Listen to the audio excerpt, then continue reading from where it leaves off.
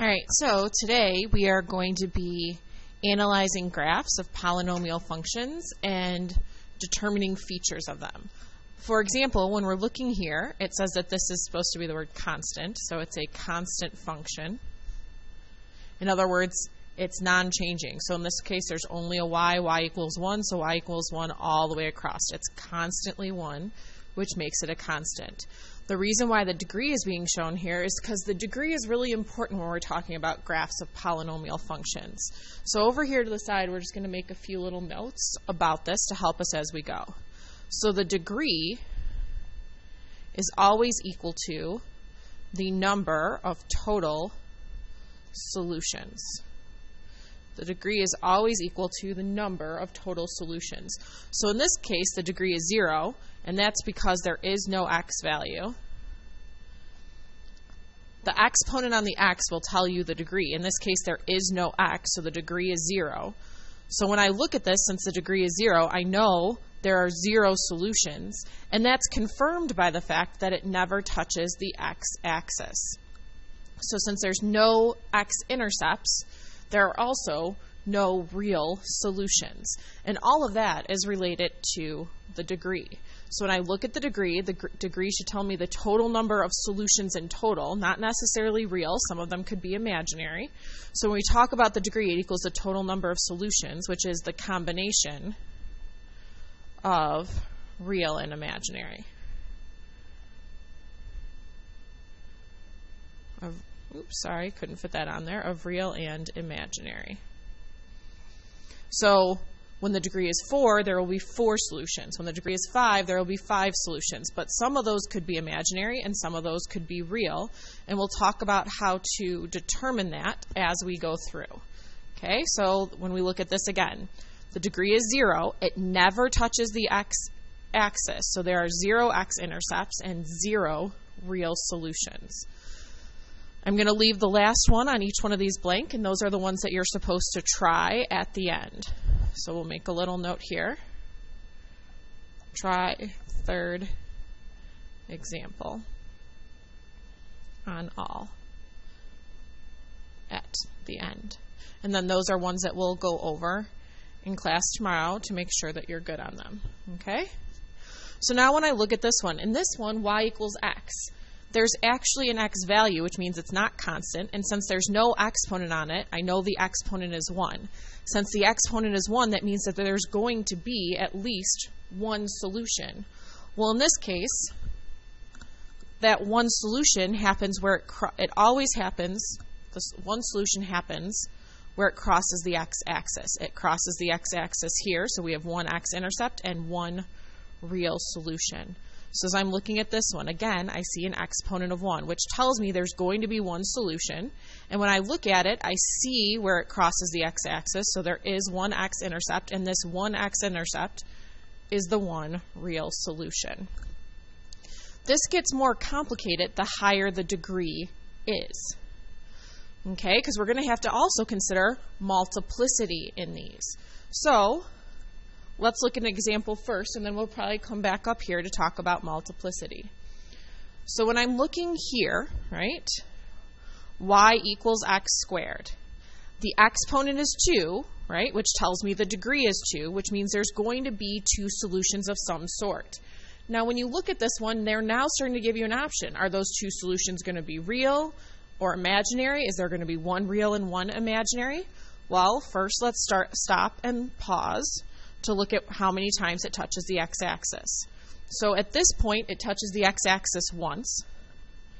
Now the question is, does that mean there's just one solution, one real solution and one imaginary?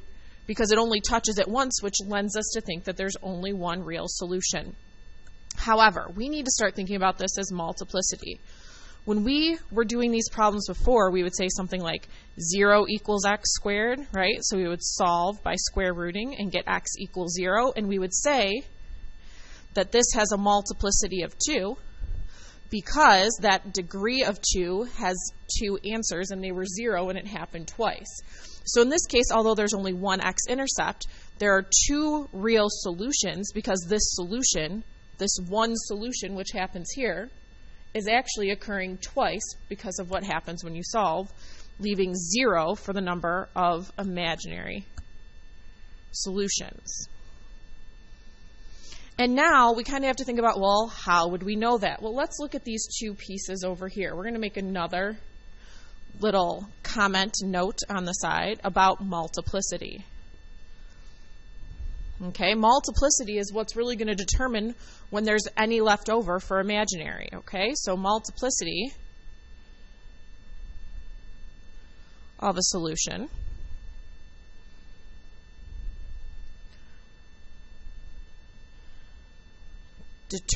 is determined, I'll say determines if it crosses the x-axis.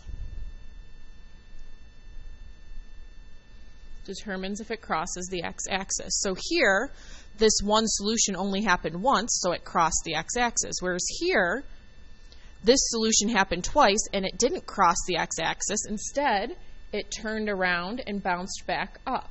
So that's how we're going to think about this, okay? So, if it crosses, then there should be an odd multiplicity.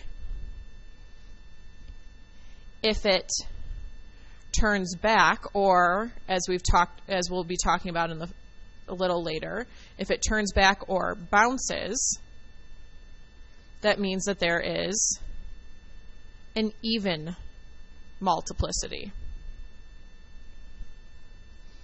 And then once we can identify that, whatever's left over would be our imaginary solutions.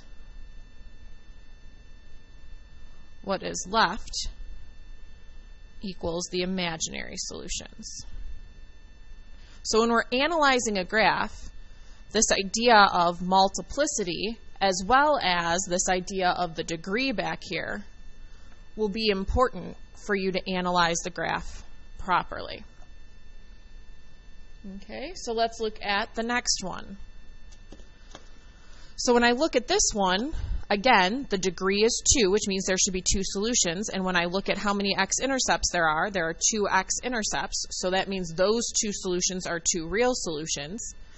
And since I was only supposed to get 2 solutions anyways, because the degree was 2, that means there are none left over for imaginary solutions. Okay, remember to go back and try that on your own. Now let's look at this back page. So we're going to continue on with this. Okay, so again, we're looking at this and we're saying, okay, this is a cubic, right? 3, highest degree is 3, which means there should be 3 solutions in total. But when I look at this, I really only see one point where it touches the x-axis, which would lead us to believe that there's only one solution. But again, let's think about this in terms of if you were solving this without a graph. We would have said x cubed equals 0, and then taken the cube root of each side. And because it was a cube that we were solving, we would have said x equals 0 with a multiplicity of 3. So although it only crosses it once, there are 3 real solutions because this one solution happens 3 times. And that should make sense because, again, this one ended up crossing. And since it crossed, that means there should be an odd multiplicity. And since there were 3 solutions that happened at that one point, that's all 3 of them. There are 0 left over to be imaginary. All right, so let's look at the next one. We see one x-intercept here, and that one x-intercept is one solution, but we need 3 solutions in total. So we have to start asking ourselves, is there a multiplicity to this one? Well, in this case, this one crosses, right? It doesn't bounce. So that means that there has to be an odd amount of solutions.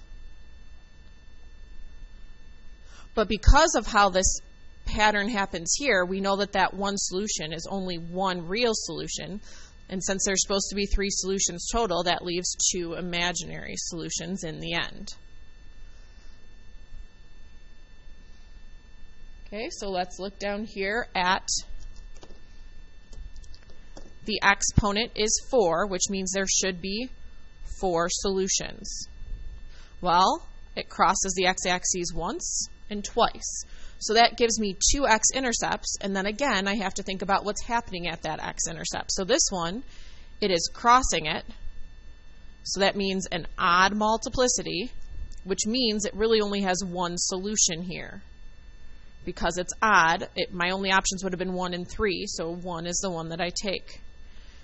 When I look at this one here, again, it crosses, and since it's crossing the x-axis, that means that it has to have an odd multiplicity, which means, again, only one solution. So we have 2 x-intercepts giving us 2 real solutions. But remember, the number of solutions should equal the degree. And since my degree is 4, if I have 2 real solutions, that means there's 2 left over to be imaginary, since 2 plus 2 gives me 4. Let's look at the next one.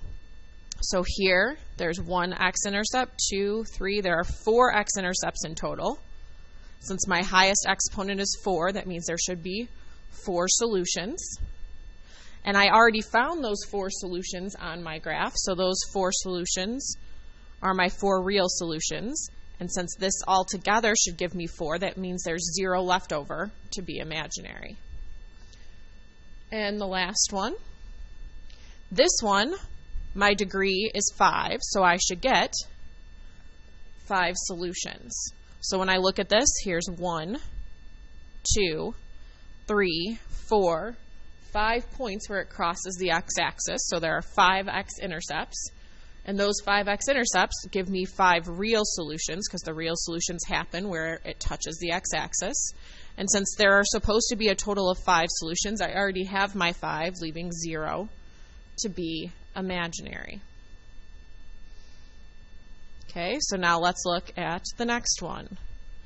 So as I look at this, again, my highest exponent is 5, so I should get 5 solutions.